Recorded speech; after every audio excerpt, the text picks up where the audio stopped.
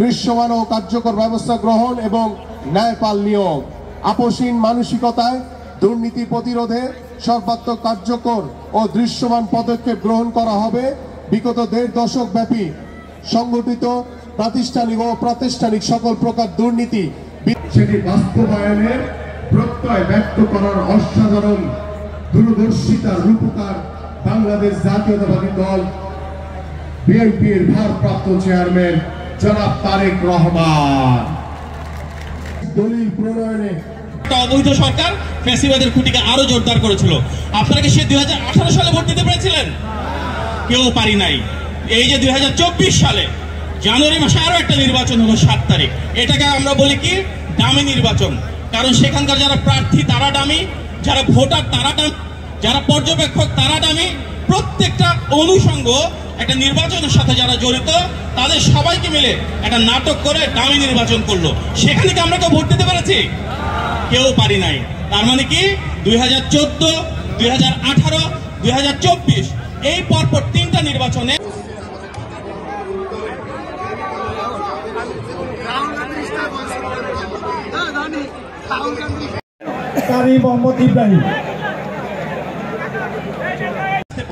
তখন আমাদের কিছু কাজ করতে হবে, যেই কাজগুলোতে জনগণের আকাঙ্ক্ষার প্রতিফলন ঘটে। আমরা 31 দফাতে সেই জনগণের আকাঙ্ক্ষাকে রাজনৈতিক দলকে এক করে আমরা 31 দফা আমাদের নেতার কাছ থেকে পাই গত বছর 2023 সালে। আজকে বাংলাদেশের সংস্কার নিয়ে যতগুলো কথা বলা হয় স্পষ্টভাবে বলা হয়েছে যে 2বারের বেশি বাংলাদেশে কেউ প্রধানমন্ত্রী হতে পারবেন না। কে বলেছেন? বিএনপির ভারপ্রাপ্ত চেয়ারম্যান জনাব তারেক রহমান। তিনি কি বলেছেন? বাংলাদেশের যে অর্থনৈতিক যে সংকটের মুখে আছে সেই অর্থনীতিকে আরো সমৃদ্ধিশালী করার জন্য বিভিন্ন পরিকল্পনা গ্রহণ করবেন। বাংলাদেশের শিক্ষা খাত বলেন, স্বাস্থ্য সেবা বলেন, বাংলাদেশের বিচার বিভাগ বলেন, আইনের শাসন বলেন, সকল প্রতিষ্ঠানই কিন্তু গত 17 বছর ধ্বংসস্তূপে পরিণত হয়েছে।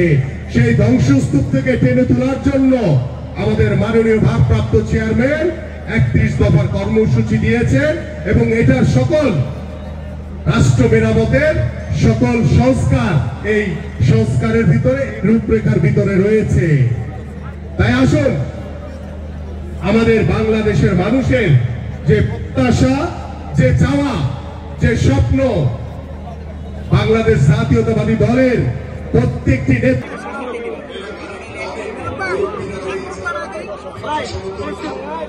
একটি দলের পক্ষে আপনি সাফাই গাবেন, এটা তো বাংলাদেশের মানুষ আপনার কাছ থেকে আশা করে নাই।